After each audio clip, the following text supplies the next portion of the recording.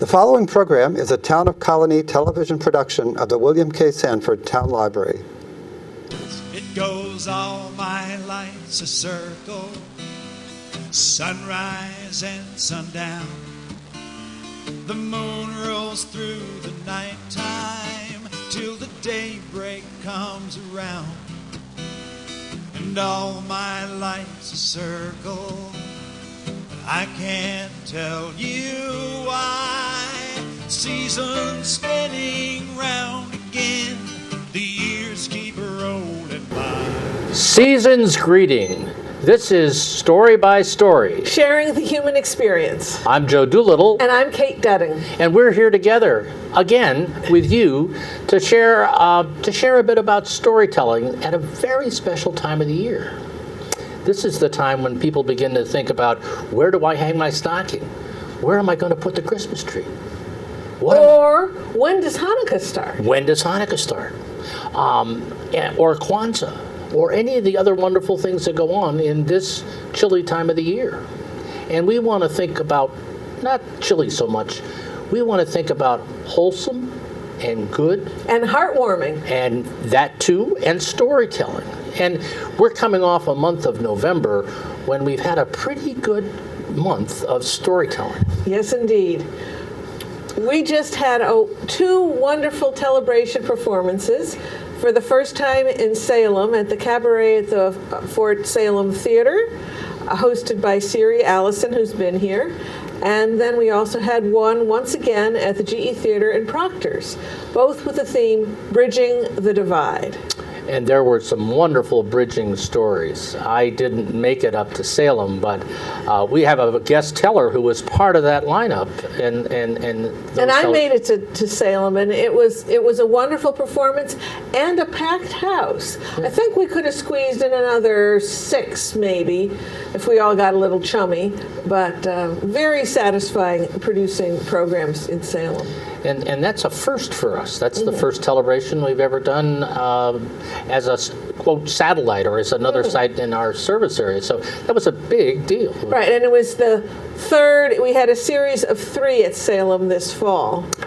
And we're probably going to do it again next fall. Yep, I think it was very successful. We got to figure out how to do it again. Well, and our Proctor's GE Theater Telebration was very well attended. You know, you never know an audience. And I was out kind of talking to the folks at the Green Market that kind of goes on and is inside at Proctor's these days. And I was a little nervous. And then I walked in, and there was just this bustling of a room full of people. Sitting in seats with great expectation, and there were cookies on the tables for the intermission party, and it was just delightful. It was downright brilliant. Downright brilliant. Actually, someone other than us said that. A friend of Joe's summarized the whole performance as brilliant. Yeah, and which we'll take. Which we'll take anytime. And he was kind of a learned, appreciative person, so we'll take that.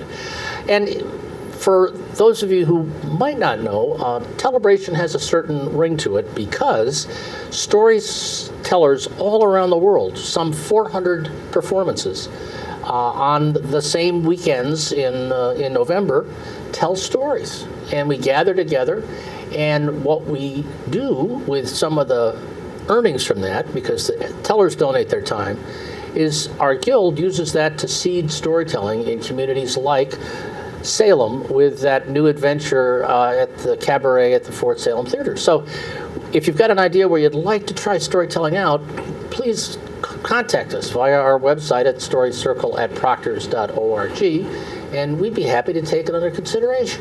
Mm-hmm. Yep. You told at the Telebration. Yes, here, I did. And I thought that story about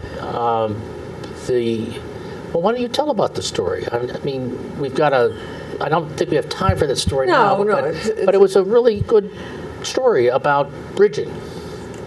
Yes, it was a story about a young man, Mohsen Naqvi, who came to this country when he was 8 years old from Pakistan. 8 years later, his whole family were naturalized. And when he graduated from college, he wanted to join the U.S. Army because he said, I have special skills that native-born Americans don't, skills that the Army could use. You see, he was born in Pakistan and spoke Urdu, and he was also Muslim, so he spoke Arabic. And he thought if he were stationed in the Mideast, he could communicate to the people who lived in the areas where the Army was and reassure them of America's intentions. And eventually he did just that. He went to college because that's what his father wanted him to do. But after the horrific events of September 2001, he joined the Army Reserves, and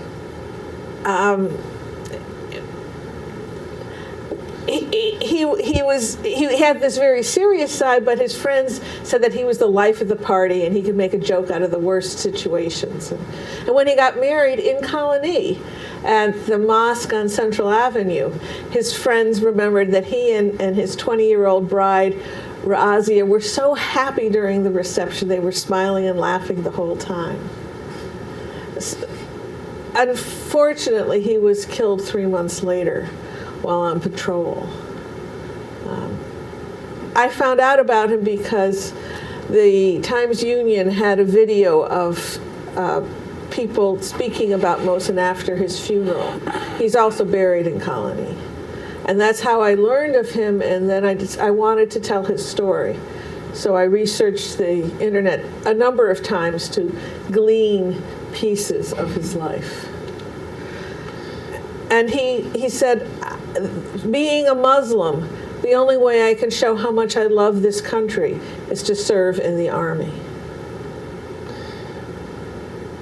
When you heard the title, Bridging the Divide, you probably weren't sure what it meant, but to have a story of a young Muslim soldier married in Colonie, like Tip O'Neill's comment about politics, all stories, in effect, are local, whether they're old folk tales or there are other kinds of elements of story.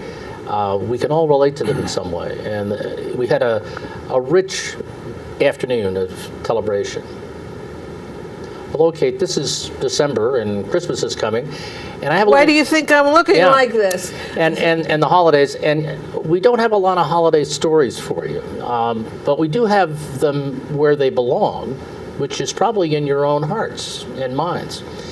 And our guest storyteller told me a story on the way down about how he became a storyteller, and he became a storyteller because he was frustrated in teaching Sunday school and reading the Bible to kids. Mm-hmm. And when the lesson plan came around and said, you know, you can tell your stories, but you can read your stories, but this time you ought to just tell the story and not read it. And he did, and it was magical. And I would hope that sometime this month, you folks out there in our listening audience would tell your own Christmas stories, whether it's the story of Rudolph or Mary and Joseph or the Feast of Lights or when I got a rotten orange in my stocking or however those stories are. And of Hanukkah and the other holidays. And tell them, because it's different than if they're read or on the TV. And we encourage you to experiment with your own stories at this special family time of year. Mm-hmm. Kids love to hear stories about when their parents were children. And so if you're a grandparent, you can bond with your grandchild by giving them the inside scoop on the parents. That's right. About the time your daddy got coal in his stocking. That'll be good. That would be good. Really good. I mentioned our guest teller, and maybe we should bring him in. I think so. We are so pleased and privileged to have Tom Weakley with us today.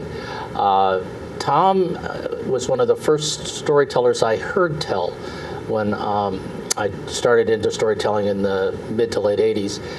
And I can remember the stories he's told. And they're poignant. And Tom, welcome. I'm going to give you a little introduction. Tom lives in Arlington, Vermont, and he and his wife discovered Arlington when they were looking for a place to raise their children that wouldn't be in New York City or Long Island. Developed a wonderful business called the Candle Factory. The Candle Mill. The Candle Mill. Well, the Candle Mill. But it was a new startup and a true adventure that blossomed in that part of Vermont and indeed nationally. And Tom, for a young guy who grew up in Western New York, and where was it, Jamestown? Yes. Jamestown, which is out beyond is that beyond the Pennsylvania border? No, not quite. No, I don't know a lot about geography. It's west of Binghamton. Okay, all right. But you stop before you get to Lake Erie. Okay, well, but you've kind of spent most of your life in other rolling hills that were just higher than those hills around Chautauqua right. Lake, Yes, right? Friendly hills along the Battenkill. It's just delightful. And Tom's professionally was trained in journalism, and that's probably stood him in good stead as you began to move into storytelling from the Sunday school story. Sure. I thought that kind of fit with the segue to get people out to tell their own stories rather than relying on us formal storytellers. So I excuse that because I want to know when you discovered storytelling. And how did you go from Sunday school telling to telling to groups of people, groups of adults? Okay. Storytelling, for me, in a formal way, started when I was teaching Sunday school in our little church in East Arlington, Vermont. I was teaching 4th, 5th, and 6th graders. And I wasn't doing a good job of it. The kids were bored, I was bored. And this was in the spring of the year 1981, and the teacher's manual said we were talking about the Joseph stories, which go on, as you know, for some time. And the teacher's manual said, well, don't just go around the table and have each child read a different verse, which is exactly what I was doing. It said, read the story over and then just tell it in your own words. So I thought, well, I'll try anything. These kids were coming to Sunday school. They wouldn't even take their coats off. They were like what I figured, employees who back into their parking places when they arrive at work. So I decided I would try that. So I did it, and boy, did that make a difference. And the kids were all sitting at a rectangular table, and in order to have the kids on this side see my face when I'm telling, I was walking around the table. And as I did, I saw the kids, and they were going just like this. Eye contact is what they wanted. It was just wonderful, and I thought, oh, yeah, I'm really onto something here. So then I decided that I wanted to take courses, if there were such things, in storytelling. And then I was listening to WAMC, and I heard an announcement that a Saratoga storyteller named Janine Laverty was going to be giving a workshop in the Adirondacks. I think it was at Sky Farm Camp, the first workshop I attended. And I called Janine, and she said, I'm sorry, it's full. She said, I just take 12 people, and they're all signed up. No, I gave her a song and dance, and I said, I really want to do this. And she said, well, I'm doing it again in the spring. You can come back in the spring. I said, no, I don't want to wait that long. Well, I talked my way into becoming the 13th member of the group. So, and it was just wonderful. When I attended there were lots of other people there, and I discovered how wonderful storytellers can be, all together. Lots of humor, and sometimes a tear or two. But that was the way I began being interested in storytelling. And actually, I met people there who were working. They were in schools. Janine and Sue Spivak and others were in schools every week talking about storytelling. So that was the first time I'd heard that there was money available for that. I was scared of children, so I didn't want to go into schools because children say whatever's on their mind, and I don't want to hear that all. Or they'll groan or roll their eyes.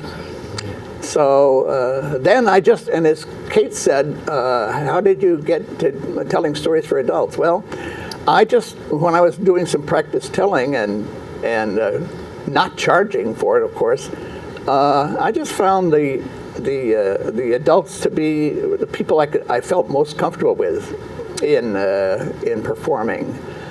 Also, they knew if I made a reference to something, like if I just said FDR, well, the adults all knew who that was, and the kids I'd have to explain the election of FDR and things like that. So I was more comfortable. Kids are fine, and I do tell, or I did tell. I retired in '08. And I would tell to mixed audiences, and I enjoyed that, but I really preferred adult audiences. So sometimes people say, you tell adult stories? Well, yes, but not in the way you think. Yes, yeah. Yeah, most people go adult, and I go, not X-rated. Just things that adults would appreciate. Exactly, yes.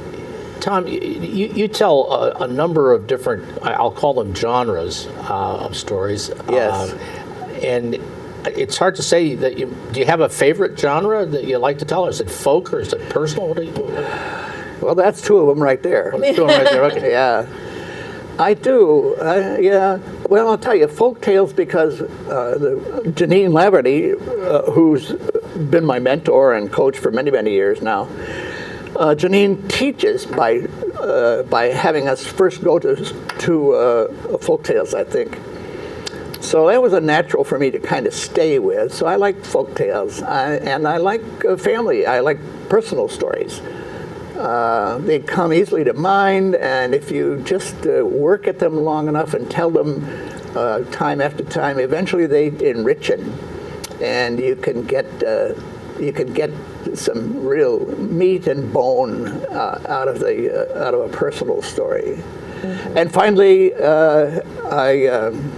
I liked particularly father and son stories. I am a father. I was a son. And I think there are things involved in those stories that can enrich anybody, whether they're mother, daughter, or whatever.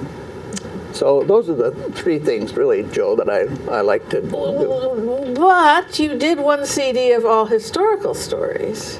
Yes, I did one CD with just one story. Right. Yes, yeah, that was many episodes in the one. Yeah, that was the story of the St. Albans raid during the Civil War. The Confederacy sent a bunch of troopers to invade Vermont from Montreal.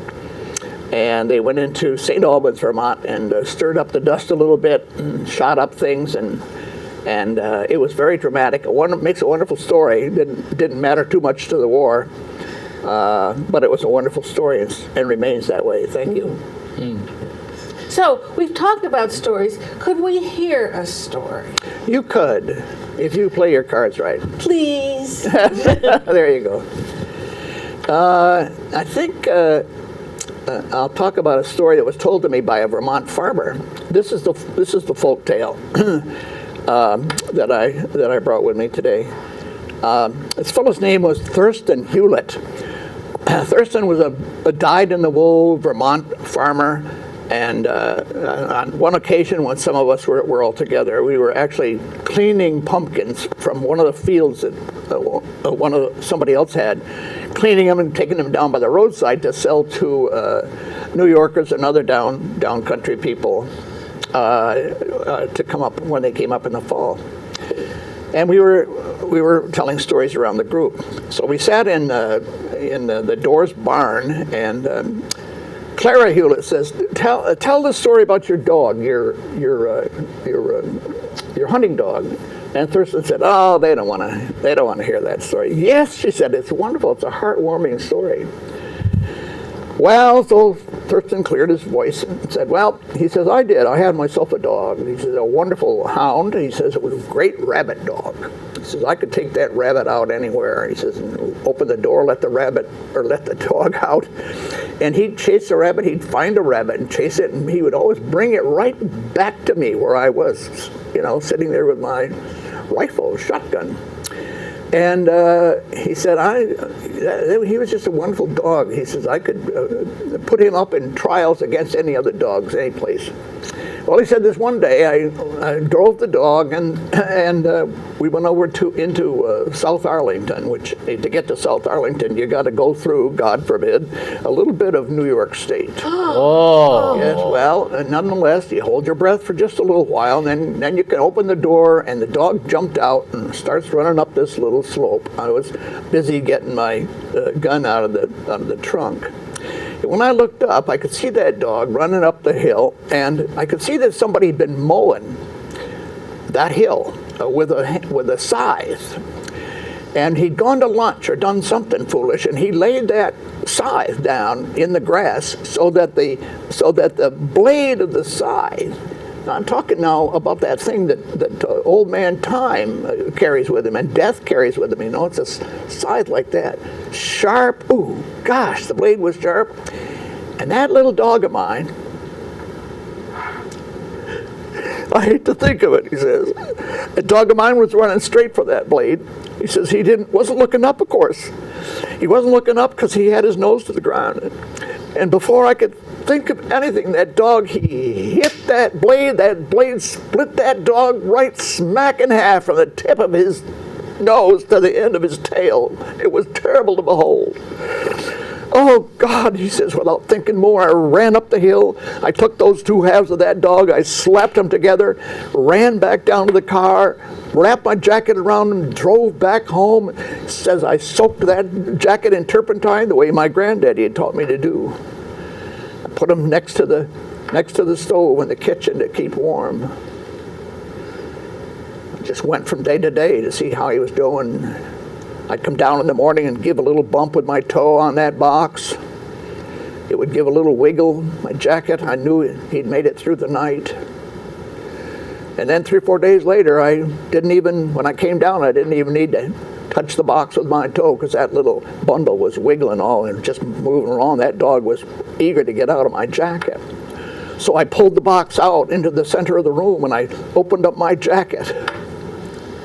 And that little tyke, he just jumped out of there. He was so happy to see me. He was running around the kitchen floor, you know, but oh my God, I'd done a terrible thing. No, that's I did. When I picked up the two halves of that dog, I slapped the front end of one to the back end of the other. Never thought of it, never dreamed about it. Oh my God, he says there he was running around the table, running around the kitchen, and he just had his nose at both ends of the tail and the tail at both ends of the nose. It was terrible to behold. But he says, you know, I took that dog out. Over there to South Arlington sometimes. And he was twice the dog he'd been before. Because now he was the only dog I'd ever known in the history of dogdom that could bark at both ends. And that's Thurston Hewlett's story called The Split Dog. It's known by people that's one of the folk tales that's known by almost everybody. Adirondacks people, Green Mountain people, people in West Virginia, down there in the Carolinas.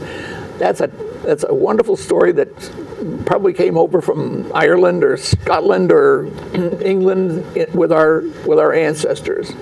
Just wonderful. And here Thurston was, this guy. Don't know if he'd ever been out of the state of Vermont. And he was telling that story like it happened to his dog. And that was a lesson to me because I realized if I told any folk tale, I could locate that right there in Arlington, Vermont, or up in Burlington, Vermont, or in the Adirondacks, anywhere I want to, and just tell that story so it happened to me. And Tom, it seems to me that in your ability to come to understand Southern Vermont, you've kind of located a lot of your stories in key cultural places. Like, I remember stories that happened or allegedly happened in the Blue Bend Diner. Yes, exactly. Yeah, I did a whole CD of stories. It's called Breakfast at the Blue Bend Diner. Breakfast at the Blue Bend Diner. Yeah. And so the art of taking a story and amplifying it by your own locale that you're listeners can identify Yes. a little bit too. Right. Well, and that's often the case. But there are times too that you said I grew up in Jamestown, and there are times when I really needed to center that in Jamestown, just a personal story, and I did. And of course, the stories I locate in Vermont can be a Vermont story, or they can be a generic folk tale. But if I'm telling a story about my own life, I pretty much do it and base it. All my childhood stories are all based in Jamestown. Yeah. Well, we'll come to those, and maybe we'll go a little bit into what's coming up and take a little break, and then get back to Tom. Yeah. We're Don't go away, not Tom. quite It's so good. halfway through the show, so we have plenty of time left. It's so to good to talk. have you with us. Thank you. Good to be here. It's just great. And I don't know if you remember, but I told,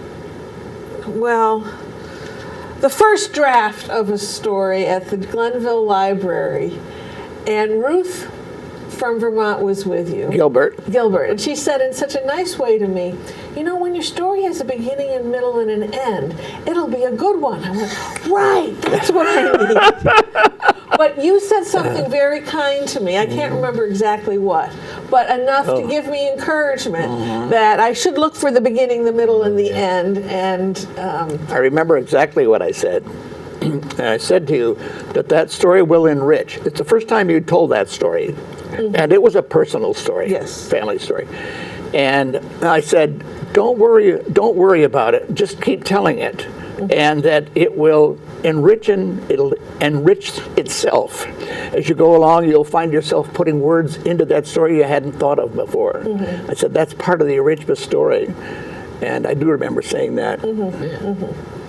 Yes, so you were very much a part of my first story circle. Oh, that's meeting. wonderful. Thank you. Thank you for telling me that. Well, And Alan McClintock said something nice too. I remember.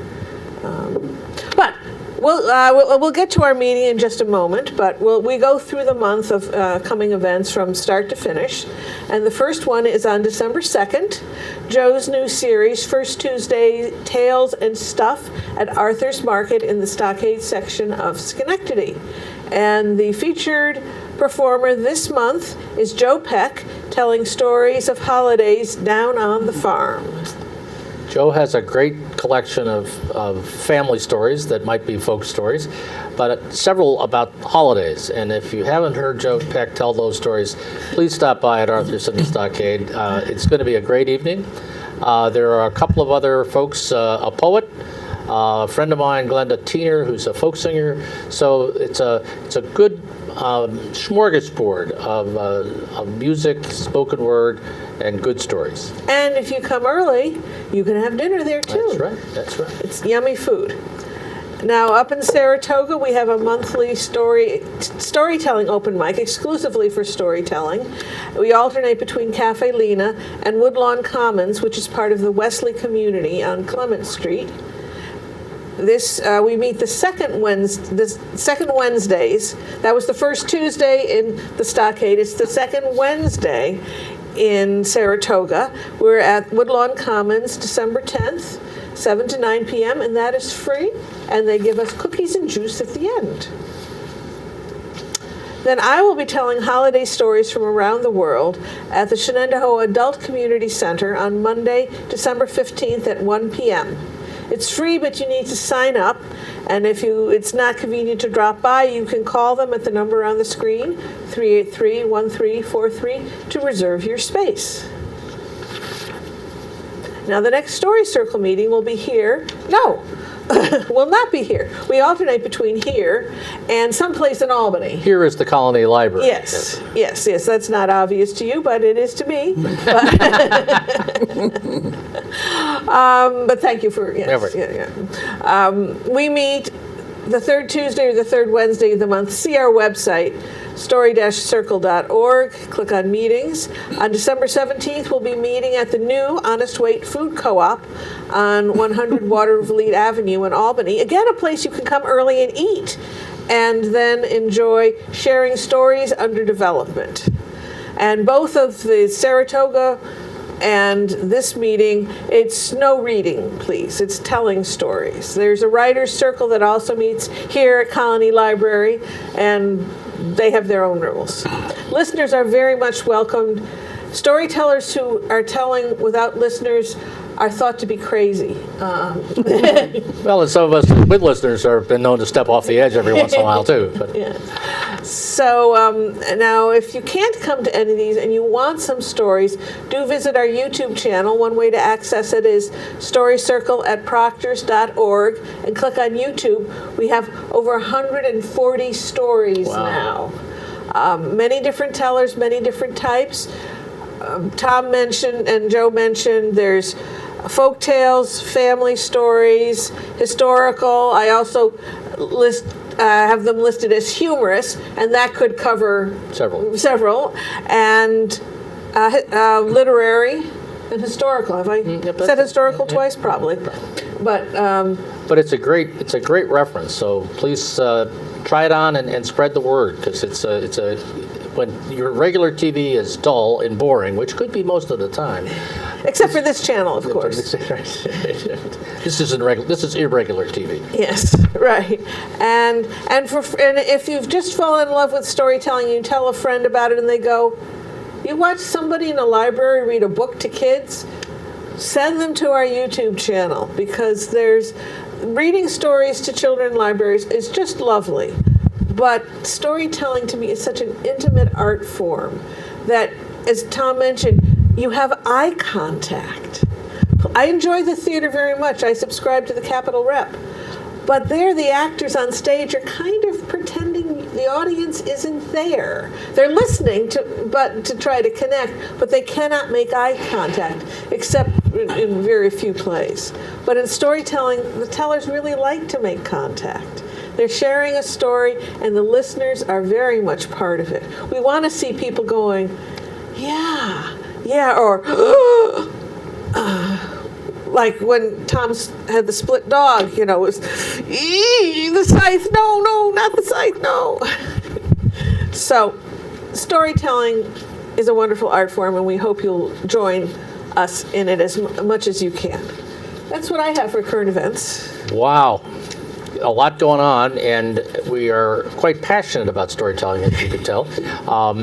But we again encourage you to try it out, because you're probably telling stories a lot at home and around, and just note the method. And sometimes the difference between a run-on story and a non-run-on story is something that has a beginning, a middle, and an end. And a little discipline can help you with that art form. And the beginning and the end, it's kind of good if they relate to each other, too.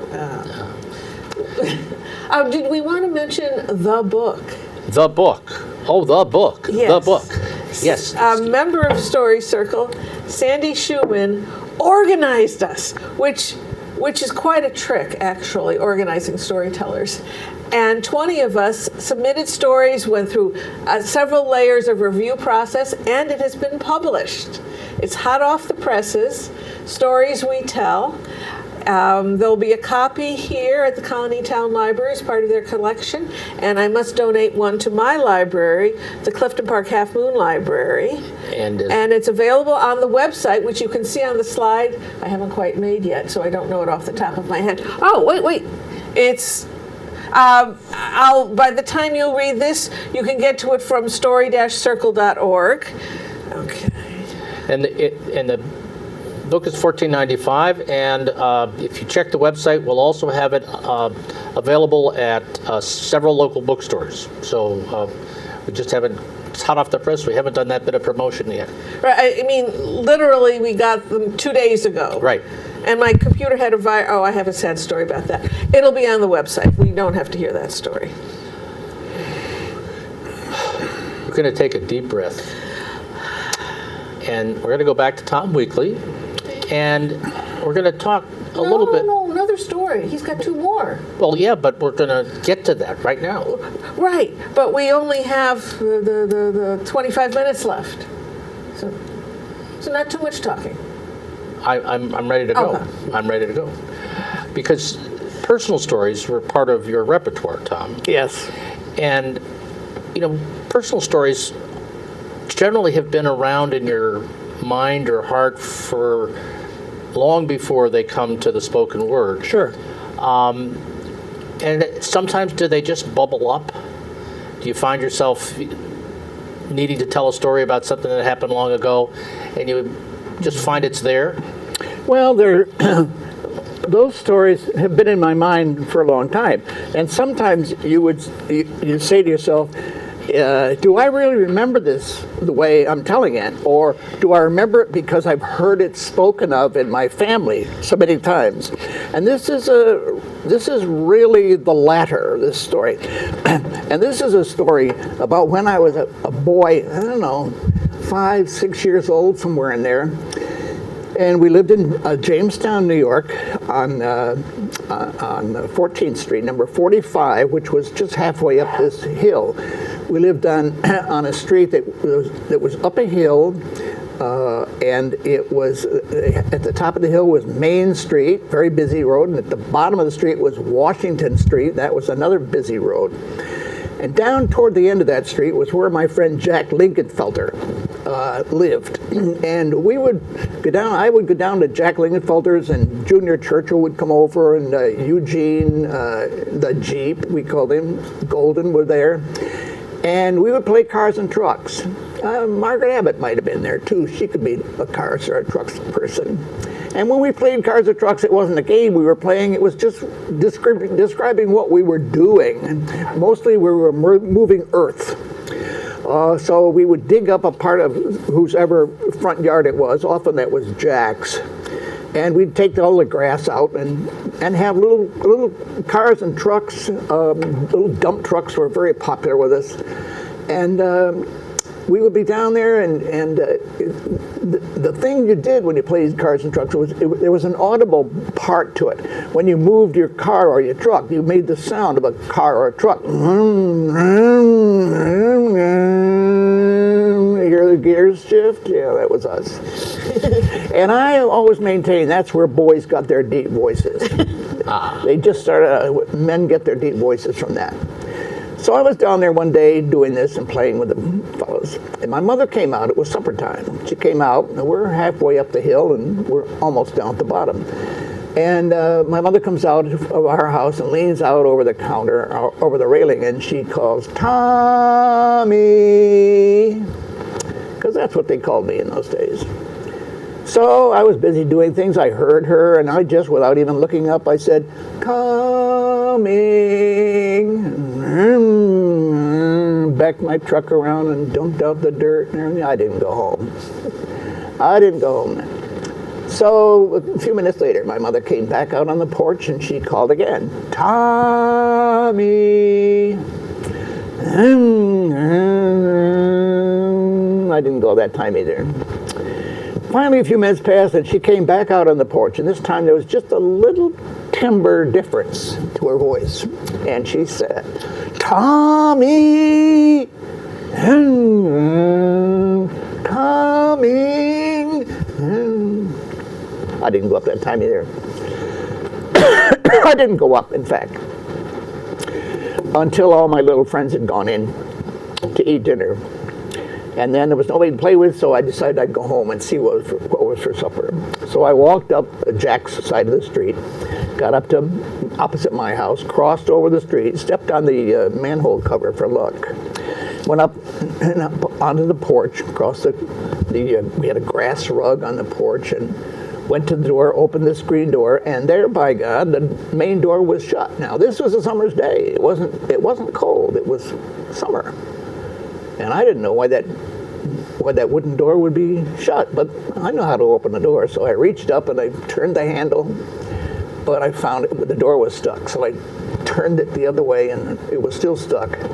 So I leaned against it. I got nothing. But I knew how to open a door if it wouldn't open. So I just stood there and went, "Mommy!" Nothing. Finally, a voice came from out way in the gizzard of that house, back in the kitchen part of that house. "Coming." And I waited. Nothing happened. So I kicked the door again. I called, "Mommy!" Once again. "Coming." coming. Nothing. I was banging away at the door, and this time I could hear something on the other side of the door. I heard a clicking and a little metal rasping together right up there by the keyhole. That door hadn't been stuck. That door had been locked. And the door opened just enough so I could see the middle part of my mother. And the apron was familiar to me. I knew it was my mother because of the apron. And she looked down and she said, "Yes? What do you want?" And I said, I want to come in. And she said, "Who are you?" I said, I'm Tommy.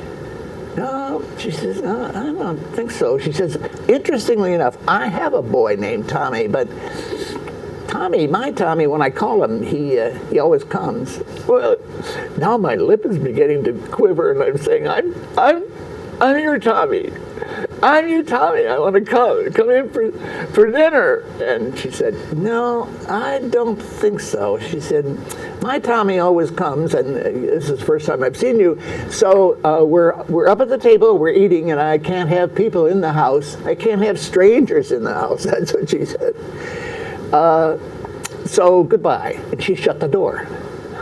Oh, that was terrible. What a moment. What a moment to be denied by your mother.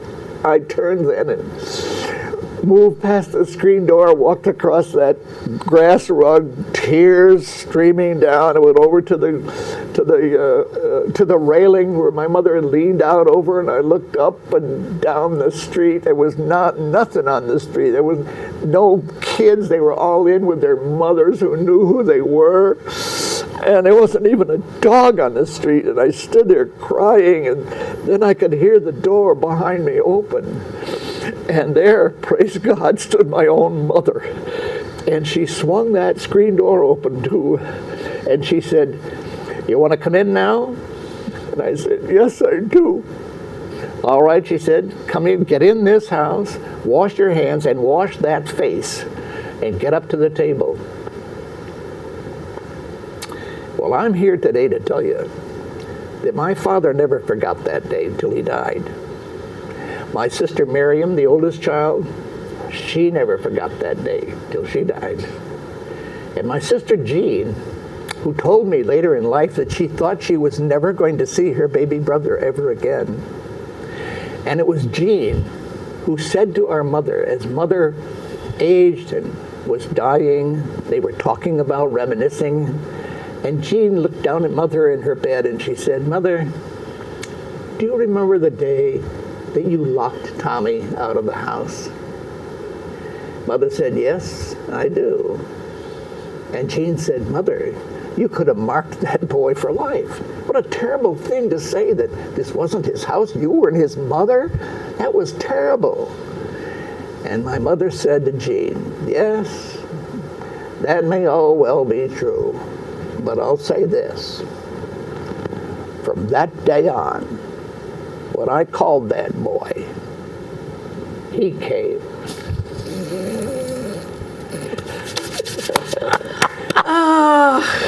Thank you, Tom Weakley. That's Tommy. Oh, Tom.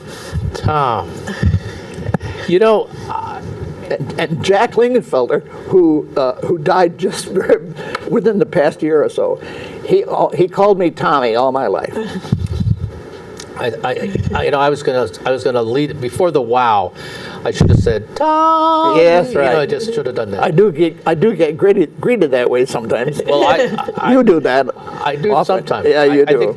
I think it's such a term of affection, and you know, sitting there telling the story as a wise gentleman over 60, it's ingenious to think about you being a 6-year-old boy discovering the locked door. And you brought us there, and your face brought us there. I mean, you brought that crisis Yeah, well, right to us. That was I was with it.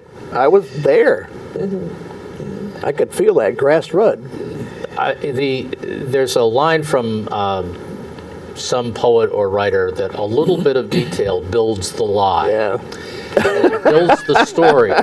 And when you think back to that story, your use of detail without getting hung up on the details, but the sound effects with the toy truck, the dumping the dirt, the pulling the grass, The architecture of the house. Oh. You never said the word veranda, but my grandmother lived in a house that had a veranda. Oh, yes. And so Oh, I that was there, that yeah. was the railing, the rug. Okay, there's a veranda Yeah, there. yeah. And and so- the line about the gizzard of the house. Yes. Oh yeah. Back to the gizzard of the house. That was a great I mean, line. I remember that line. I've heard this story, From somewhere in the gizzard. and I'm going, "Oh, it's coming! The gizzard's coming!"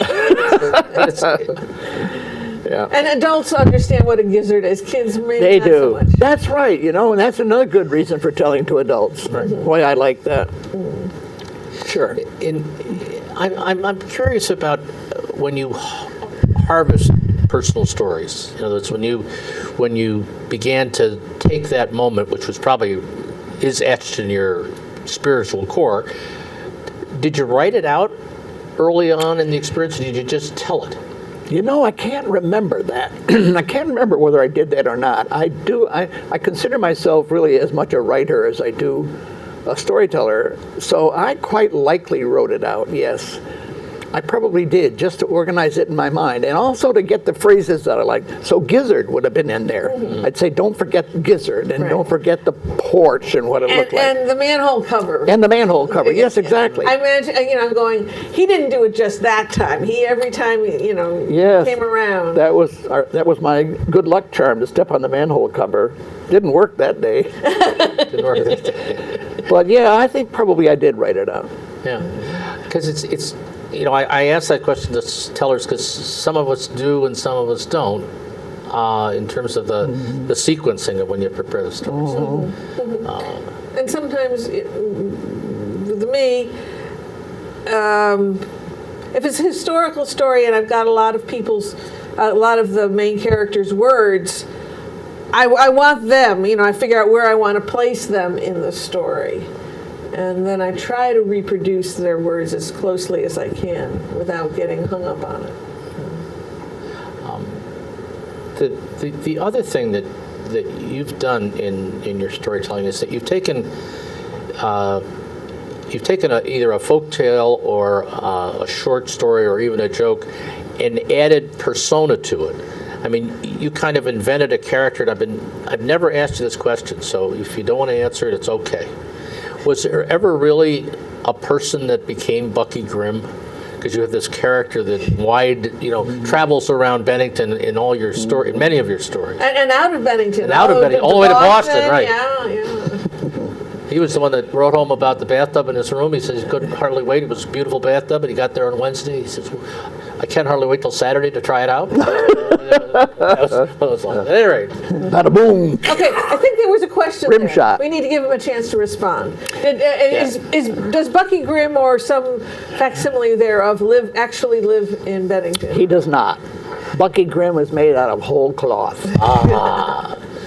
But it's a wonderful name, isn't it? Isn't it a great I love it. name? Especially Grimm. when he changed careers. That's right. Yes. Yep, became a funeral director. And what was the sign that he put on the side of his... Very simple. It was just one of those magnetic signs you just slap on the side of his cab when he got a call. Just says Grimm Funerals. Very simple. Says it all. Very direct. Very Vermont. Very Vermont. And functional multi-purpose? Yes. Yes. Okay. The nature of folk stories or kind of father-son stories, they're in some respects a parent-child story is discrete and special, but it's also universal. Yes.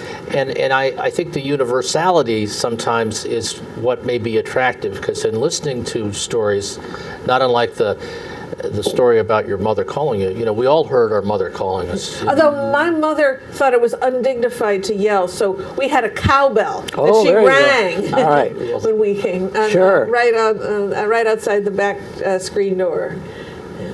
And I think that those are those are kind of the anchor of a lot of stories, is that what they set off in the listener is kind of a tuning fork of stuff, of emotions and memory. And it'll evoke a story in your own mind, and you say, "Oh God, that's such a wonderful story." And this is my father's son story. But the best, at the moment anyway, the best father-son story that I remember is a true story. And this, I was listening to a baseball game, 1988. It was a playoff game, a pennant game between the New York Mets and the Los Angeles Dodgers. And it was toward the late innings of the game, so this happened one night, and then and I wasn't listening that night, or if I was, they didn't tell the story then, but they told this story a night or two later. And this is a wonderful father-son story. I like it especially well anyway. So there was a pitcher there, kind of a rookie pitcher, though experienced enough to play in the pennant race.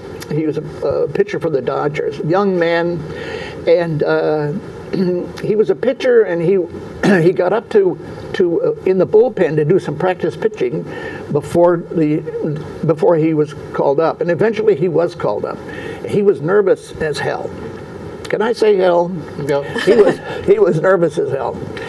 And his pitches were wild. He just went everywhere except where he wanted to put them in the catcher's mitt. And as he was fretting, a song came into his head, and this is what he heard in his head. You take the high road, and I'll take the low road, and I'll be in Scotland before ye. And when that came to his mind, he settled down. His pitches came right where he wanted it to. And shortly he was called to come into and pitch as a relief pitcher in the closing innings. And he walked across that green grass, and he came up to the mound, took some practice pitchings. He was getting bad again. The pitches were going wild, and again it came to his mind: you take the high road, and I'll take the low road. And he settled down, and he pitched out of that inning, and he pitched the next inning, and the inning after that maybe, and they won, and he won the game. And he says, that's so wonderful.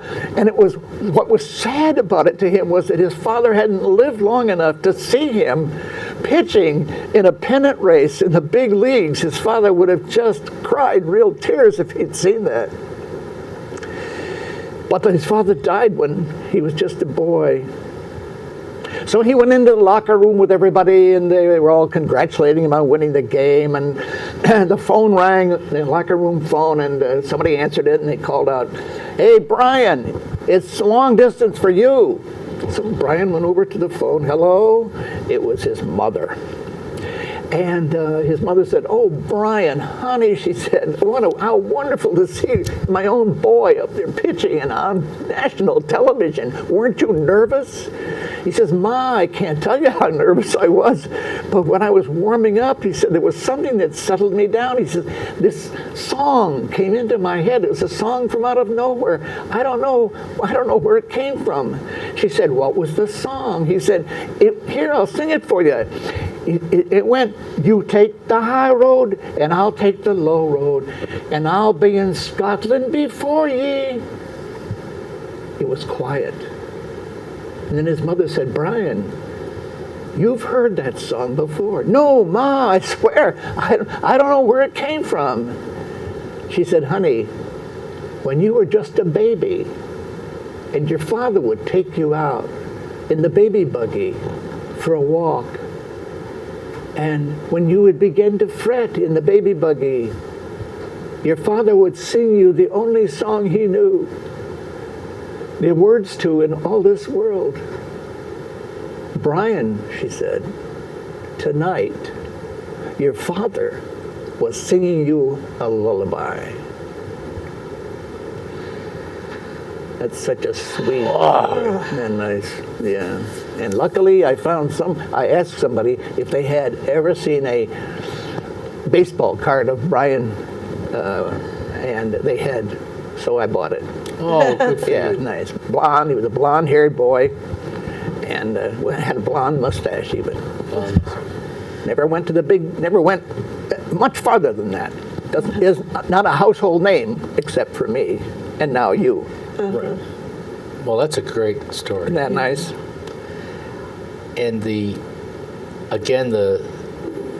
details and the overarching universality of the love, Yes. and probably the expression of the hope that whatever we have going between people who love each other continues in some way. Yeah. And That's a good thing to say, Joe, especially with fathers who grow up guilty, feeling guilty, because they never were perfect. well, I'm a father, and I know darn well I wasn't perfect. My two sons were blessed by having a really great mother. So you had you chose well. Well, Or- it's remarkable. But when I listen to the story, Tom, you have that other dimension, and it does resonate with people. And it's in one of my experiences of life as I've come to have people pass away is I say that the relation between us and our loved ones doesn't end, it just changes. And there's that dimension of that and the surprise of kind of recognizing whatever that presence is called in an experience. And I hope as listeners out there, you've experienced some of that too, and you don't think we're completely in another place, because I think it's at the heart of the matter, and stories are often at the heart of the matter. and holiday traditions Yeah. that, or just daily traditions. My mother, the way in where I grew up, my mother did not stack dishes when the table was cleared. One did not stack dishes. Her sisters didn't understand this. Her mother didn't understand this. But my mother, she did things deliberately. And she said, the tops of the dishes are dirty. If you stack them, now the bottoms of the dishes are dirty. So I have twice as There you much go. work. So going back and forth multiple times did not bother her. It was the cleaning the dishes that she hated. And doubling the work was absolutely verboten. So stories about being called for dinner and doing the dishes, playing baseball, and Lying. gluing a dog with turpentine. Yes. We've had a real range of experiences. Yes, and we have to stop now and say goodbye, and hope that you will join us again, either in person or on our YouTube channel or here in TV land. And we would also like to just extend to you a wonderful, warm holiday greeting and a Happy New Year. Yes, and thanking Tom Weakley for joining us here today. Thank you. It's a pleasure.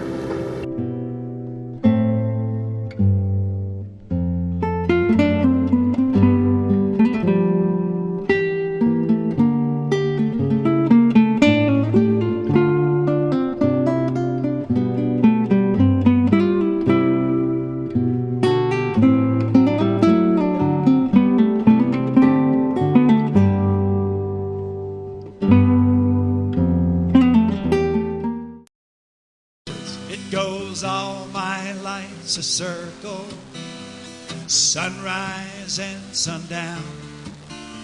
The moon rolls through the nighttime till the daybreak comes around. And all my life's a circle, I can't tell you why. Seasons spinning